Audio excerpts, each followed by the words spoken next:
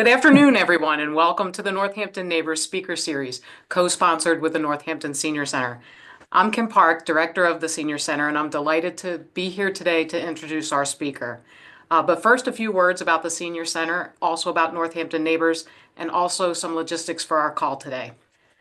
The Northampton Senior Center offers a wide variety of programs and services that are available to older adults in Northampton and surrounding communities. Our monthly newspaper, the Con Street Chronicle, which is available online and in print, that highlights the diverse offerings that we have here. If you've not had a chance to join us at 67 Con Street, we invite you to stop by and we'd be happy to give you a tour. And if you're already a member here, we look forward to seeing you again soon.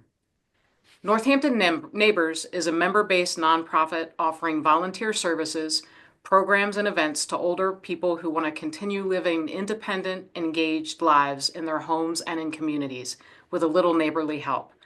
Northampton Neighbor launched 6 years ago and now has over 2,000 members.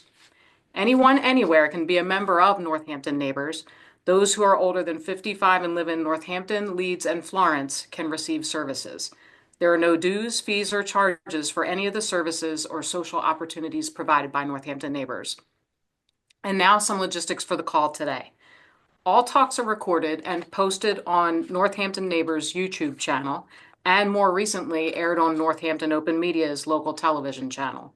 We're letting you know that, and by staying on Zoom with us, you're telling us that it's okay with you. If you don't want to be seen, just turn off your camera. And because it's recorded, you'll want to watch, if you want to watch it again or share it with others, it's usually available on YouTube within 48 hours. I'm told it's best for the presentation if you are in speaker mode, which you can select in the upper right of your Zoom screen. If your sound isn't great or you have difficulty hearing, you'll see a simultaneous transcription of what's being said in the bottom portion of your screen. If you don't want to see it, you can turn it off by clicking the CC, which is in the bottom lower right, to hide the transcription. Everyone will be muted during the presentation. Matt will talk for about 30 minutes, followed by a time of question and answers. You can send in your questions by typing them into the chat feature on the bottom.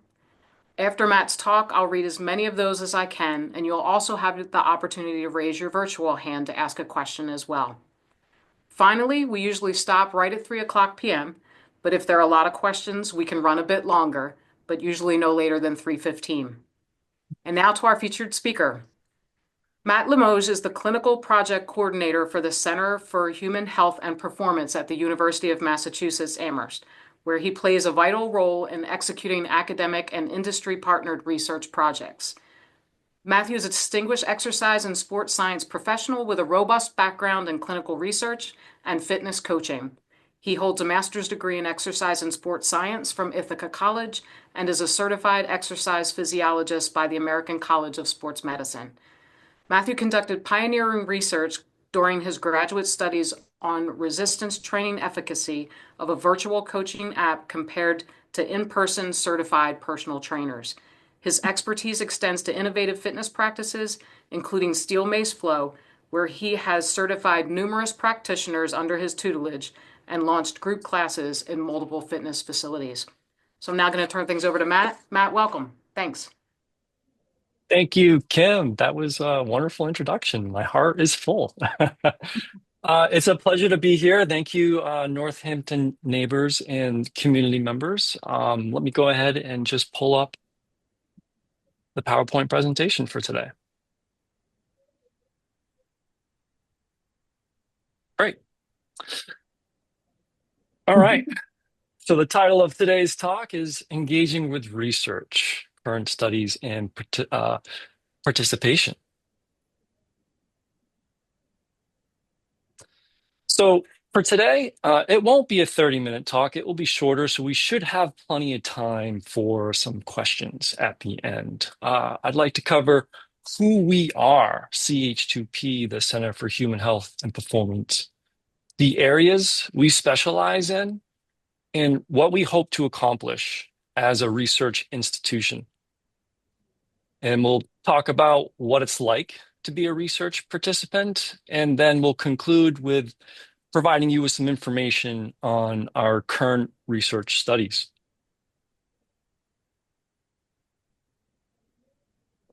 So the Center for Human Health and Performance is a multidisciplinary team with expertise in academic, medical, clinical, research, and technology industries.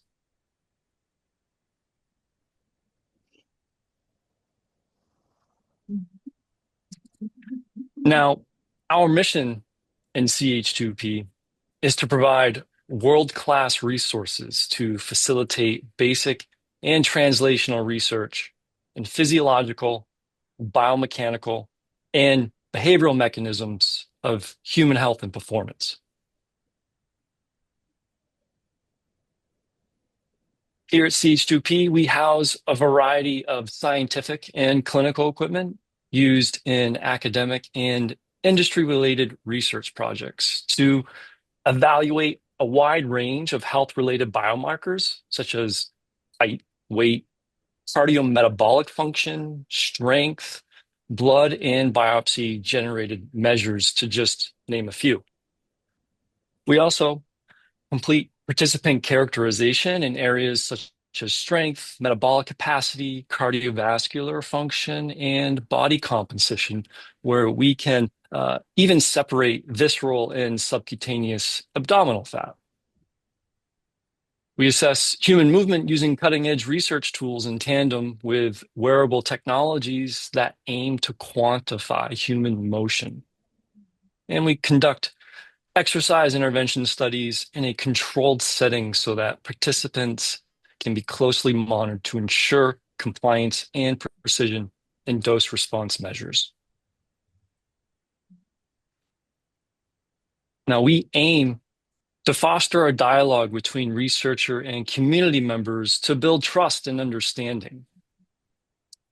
We aim to engage with the community to get you a seat at the table as we help to develop and refine new technologies. We aim to find meaningful ways to bring information about healthy aging to the community. But I feel like I Now, I'm going to use the topic of healthy aging as a launching pad here. By 2030, 1 in 5 Americans will be 65 or older, and 86% of adults age 65 and older say they hope to stay in their homes for as long as possible. And this is important because by 2035, it's projected that there'll be more adults 65 and older than there are children and adolescents under the age of 18. And why does this matter? Because approximately 5.8 million Americans are living with Alzheimer's disease, the most common form of dementia, and 81% of people with dementia live in the community. A little over half with family, and about a quarter live alone. Now, given the projected decline in the number of children and adolescents under 18, adults age 65 and older may need any and every available tool to them to help maximize the time they live in their homes as independently, healthy, and safely as possible. What can you do for me? Where can I get a service? Now, if you recall CH2P's mission to facilitate basic and translational research of human health and performance, our focus is the development, validation, and translation of artificial intelligence enhanced technologies to better support healthy aging and the care of people living at home. Now, CH2P, we're not alone in this, and we can't do this alone, which is why CH2P is a part of the Massachusetts Artificial Intelligence and Technology Center for Connected Care in Aging and Alzheimer's Disease. It's a mouthful, so we shorten it. MASS AITC. It's a National Institute on Aging collaboratory, which fosters interdisciplinary research on the development, validation, and translation of AI-enhanced technologies to improve connections between older adults, caregivers, and clinicians to more effectively support healthy aging in the care of people living with Alzheimer's disease and related dementias.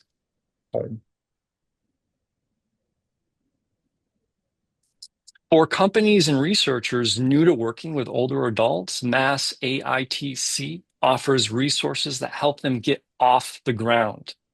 And for companies and researchers already engaged with older adults and caregivers, Mass AITC can help bring their idea closer to the market and into users' homes. So some examples of the funded pilots some examples of the funded pilot projects include prototyping and validating a $1 blood pressure monitor. So we helped with making sure that it actually works on older folks. Frailty monitoring through privacy-aware whole home heating systems that were initially designed for office occupancy, and then validating local biomarkers for cognitive functioning, initially designed to detect COPD exacerbation. Now, through our research, we focus on developing devices with low user burden, reduced bias, improved accuracy, improved access, and data ownership. Utilizing information from multiple sensors to create interpretable and actionable information to enhance self-care, support caregivers, and improve clinical and caregiving decision-making. And person-centered design, including giving older adults and caregivers a voice in the design process as early as possible. All right, so there are a lot of words on the slide. So instead of reading them, let me propose a question. Can human subject research be conducted without an IRB approval, an institutional review board approval? The answer is no. It is mandatory for all research projects to be approved by an IRB before beginning data collection. And failing to do so is a serious breach and can result in unusable data for publication, loss of funding, disciplinary actions, and legal repercussions.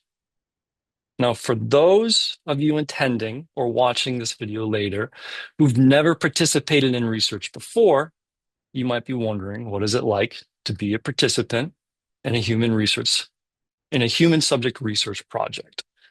Now, what I can say is that experiences vary, but we aim to keep your participation confidential, your personal information secure, and you safe while you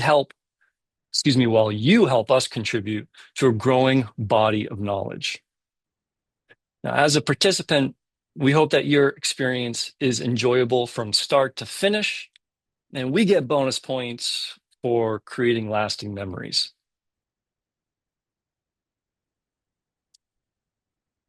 Now, I'd like to highlight our current research projects. Now, our contact info will be displayed on the following slides, as well as QR codes for initiating the study registration process. So if you have a smartphone nearby, you're welcome to use that. Now, if you're interested in learning more about the following studies or would like to participate, scan the QR code with your smartphone or simply email or call us.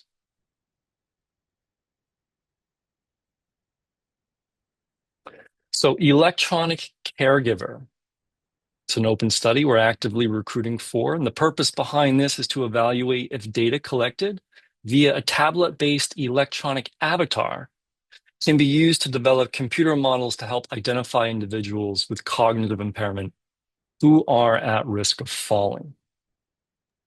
To be eligible, you need to be at least 50 years young, with or without dementia, but you've got to score at least minimum under 32 on a phone-based cognitive assessment. The visit simply involves coming to our lab for 2 visits, for approximately 2 hours apiece, where you complete a questionnaire administered by the electronic avatar. Then you complete assessments of physical function under the utilizing tools such as motion capture technology. Empatica is another open study, and the purpose of this is to test the use of a wearable device to measure energy expenditure during different tasks while worn on different parts of your body. There are 3 devices to be placed on your non-dominant wrist, your right hip, and your low back. To be eligible, you got to be at least 18 years young and aerobically trained and otherwise healthy. It involves 2 laboratory visits lasting no more than 2 hours. You're going to wear these devices along with other physiological monitors and undergo a submaximum and maximum VO2 max treadmill protocol. And if you're not familiar with what a VO2 max protocol is, you can think of it as your body's functional capacity, your ability to do work. It's probably the strongest indicator of mortality or morbidity, or you could look at it the other way of health and longevity. And finally, the TRACE bio study. The purpose of this study is to develop and validate the accuracy of a novel wearable device that assesses physiological parameters associated with orthostatic hypotension. The device looks very similar to what is pictured in the photograph on this slide. It's worn on the earlobe. To be eligible, you need to be at least 60 years old or older and just generally healthy, where you come into our lab for a single visit. It is an 8-hour visit all day. Meals are provided. And if you haven't heard, UMass Amherst, we have some of the best food in town. You'll wear several monitors in addition to the experimental monitor throughout the day, where you'll complete several active stand tests while your blood pressure and heart rate are recorded, and you're monitored for any signs or symptoms of dizziness. In addition, you'll complete just simple activities of daily living, things like folding laundry, vacuuming, doing dishes, anything that you would typically do in your own home.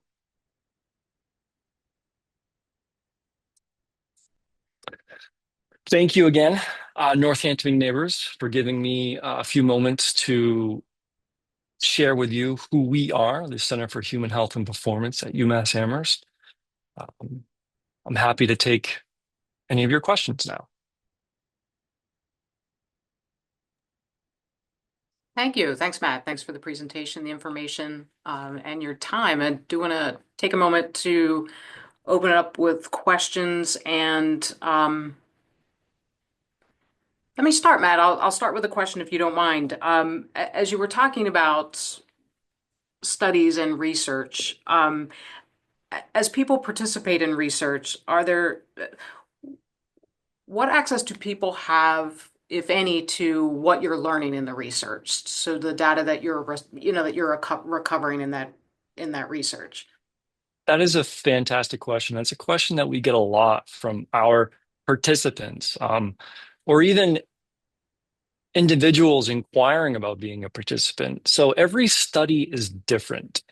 The data that we collect for a lot of studies are just ininterpretable. They have to go into other software for it to be, digested and then presented in just meaningful ways. An example of that is a lot of the motion capture data, right? So there isn't anything that a participant can generally take home right away while participating or shortly after participating in research. There are some data points that participants do get right away. As an example, for the Empatica study, undergoing the VO2 max test, they are given a printout of that VO2 max value, which I explained how important it is at predicting health and longevity, essentially.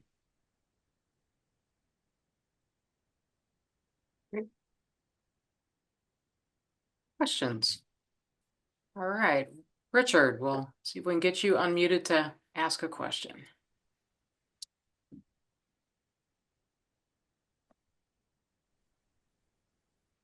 Okay, it sounds like I'm unmuted. Is that correct? I We can can hear hear you. you. Yes, go ahead, Richard. Good.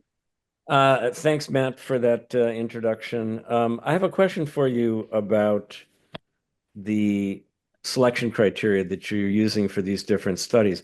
So you indicated one study had to do with dementia, another study had to do with balance. Are you looking for individuals who have symptoms, or are you looking for a combination of individuals who do and do not have symptoms? Um, I guess it just depends on the study that you're referring to specifically. So for the electronic caregiver study, it does not matter if you have dementia or not. If you do not have dementia, then the inclusion criteria is you need to score below a certain threshold in that telephone cognitive assessment. In terms of the Trace Bio study, um, ideally it would be great if you have some symptoms of orthostatic hypotension, feeling dizzy if you change body positions, but it's not a requirement for participating. In fact, many of our participants so far have no orthostatic hypotension symptoms, which is totally fine. And just one quick follow-up question. Your online survey of individuals interested in participating in studies, is that for each one of these three studies, or is there a generic one that you indicate an interest and then there's a follow-up with you? Yeah, so the slides, the QR codes, they're individualized. So they're unique for each study. If you were to, I should have dropped this ahead of time, but if you just navigate to umass.edu-ch2p, somewhere on that page, you're going to see a list of current studies that we offer. It Okay. would be fantastic if we lived in a world where all research was centralized to one location from the university. You click a button, there's the list, but that that's not going to happen anytime soon, I'm afraid. Okay, thanks very much. We also have, Matt, a question in the chat. Do you do muscle studies to make predictions? Ah, so let me clarify. I'm not behind the scenes analyzing data. I am boots on the ground conducting the research. So, as a multidisciplinary team, you can imagine we have key players in key positions. So, I was a part of a study that has finished. I'm not sure where the data analysis stands at this point. That was a sex differences study in a resistance training format that was looking at the differences of different resistance training modalities. For example, strength training versus power training in older adults and older men and women. And it involved 16 weeks of resistance exercise training 3 times a week for the lower extremities. And individuals' legs were randomized to receive a particular treatment. So let's just say your dominant leg was randomly selected for the duration of the 16 weeks to receive strength training. Think of strength training as lifting heavy weights just slowly with a controlled tempo. And then the other leg received the other condition. So for 16 weeks, they're training their legs differently from one another. And just to clarify, power training is they're it's a lighter load just more quickly. Um, yeah, we had a lot of fun with that study. We were jokingly telling participants that by the end of the 16 weeks that they would be walking around in circles because of the difference in the training program. Obviously, that doesn't happen, and certainly not in a 16-week period. But muscle biopsies were taken, and they were analyzed in the muscle biology lab, for which I was the project coordinator for this project, the CHAMP study. If it vaguely sounds familiar, it's probably because we spoke on a number of occasions many moons ago regarding your potential participation in that. Great, thanks. And another question, wondering who founded the center, how long has it existed, how's it funded, and how many staff people do you have? That is a fantastic question, one that's suited for the director of the Center for Human Health and Performance, Dr. Michael Busa. My time here at the center has been relatively short. I'm a relatively new full-time staff member. So I don't have all of the answers to that question. We are funded through various means, the National Institute on Aging for one of them, Mass AITC for a lot of these pilot projects. And we are a research center that not only is academic funded, but also industry funded. So we interface with both academia and industry. So we do work. We are funded in part with different industry research projects as well. In terms of the number of staff, we have, off the top of my head, 5, 6 full-time staff, not including the physician.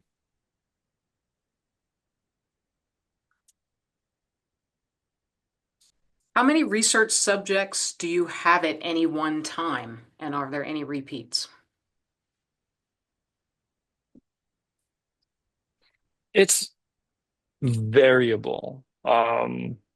Research ebbs and flows. There are busy times and there are slow times. And because the Center for Human Health and Performance, it's a scare core facility. So community members at UMass Amherst can utilize our space, equipment, and technology for them to conduct their research as well. So at any given time, we can be very busy, but oftentimes we're a nice, steady, manageable pace.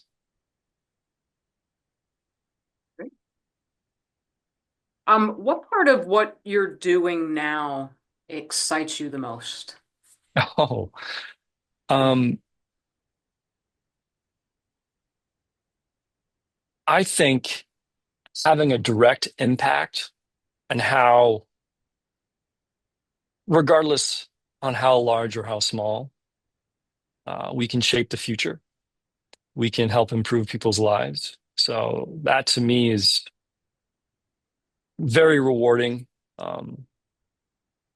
And with the nature of research, it's constantly changing here at the center.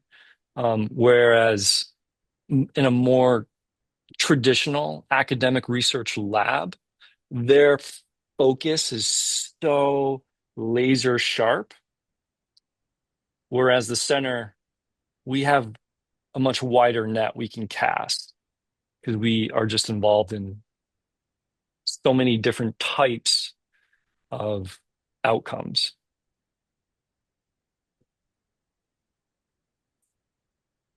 Also have another question, Matt. Steel mace flow. We Oh, yeah. talked about in your bio. Could you just talk a little bit about what that is?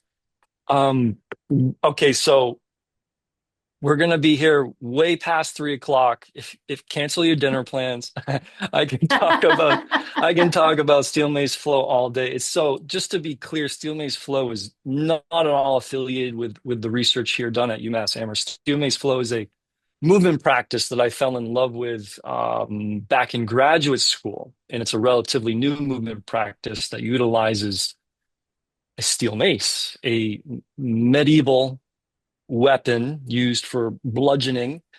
But it's a steel mace now in contemporary times is just an unconventional fitness tool. So I happen to have one in my office right now. Let me just show you. I was not prepared for this, honestly. But this is a steel mace. This right here is a 10-pound steel mace, and forgive the blur. So there's the globe, the head, and there's the entire shaft here. This is a 40-inch long, 10-pound, 1.5-inch diameter steel mace. Steel mace comes in different shapes and different sizes. What's unique about the steel mace is that the globe, the head, is where 99% of the weight is. So this 40-inch long object now becomes a leverage tool. So you're constantly having to engage your entire body to keep that tool in control at all times. Um,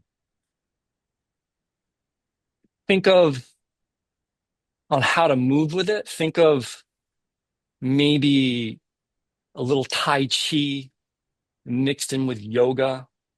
The practice is unique to each individual and how they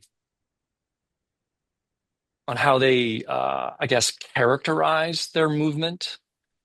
Meaning one person can move completely different than the other person, but they're still doing steel mace flow in a manner that's suitable for them.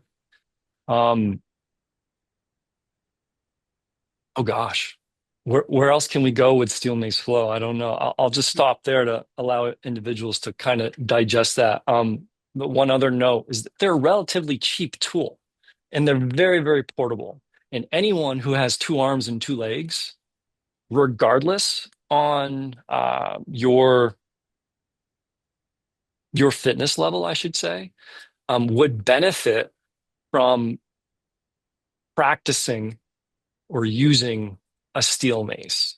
Incredible for posture, for core stability, for shoulder stability, flexibility, range of motion, you name it. It's a very, very versatile and adaptable fitness tool. Great, thanks. You may have addressed this a little bit already, but slightly different question. What is the research project that you've been most proudest of? I mean, I'm a little biased. I'm gonna have to say my graduate research group. I enjoy all of the research projects that I take part in, no matter how big or small that part is. Um, but I come from a non-traditional academic background. I took a long time in between high school and college. In fact, I had to go to a community college because it was so long before a 4-year institution would accept my application. And I struggled in high school. I barely made it out. I'm one of 3 brothers. I'm the youngest of, I've got 2 older siblings. I'm the youngest. I was the first one to graduate high school. So to give you a little example, paint you a picture of like how much education was stressed in my household, so not very much. Um, yeah, really getting my undergraduate degree and doing really, really well. And then going back shortly after getting my graduate degree, executing my own graduate research work. Yeah, so I'm very proud of that. And I think the last question that I have here, Matt, is if if if you'd share a fitness tip with us based on your experience. Oh my goodness. Or two if you want. That's fine too. Sure, sure. I think I'll start by saying a lot of people have this construct of what it means to be fit, what it means to be healthy and strong. And really, the best way at achieving that is picking something that you like, that you want to return and do continuously, day after day, time after time, because it's that consistency of pushing yourself a lot of the times, but knowing when to back off too. That consistency is key to seeing lasting change. So being consistent with whatever it is that you do in terms of trying to improve your health, wellness, fitness, um, that's I think the most important thing to consider. Right. Well, I think unless anybody's got any questions, we've covered all the ones that have been submitted here via the chat. Matt, thank you so much for your time today. Very informative to learn about the research, and we appreciate your time today. And thank you everyone on the call for joining us as well. Wish you a great remainder of the day and a wonderful weekend. Thank you for joining us for the presentation. Thank you, everyone. It was a pleasure to be here. Community members of Northampton Neighbors, reach out. Our contact information is there if you're curious about ever participating in research. Great. Thank you so much. Have a good afternoon, everyone.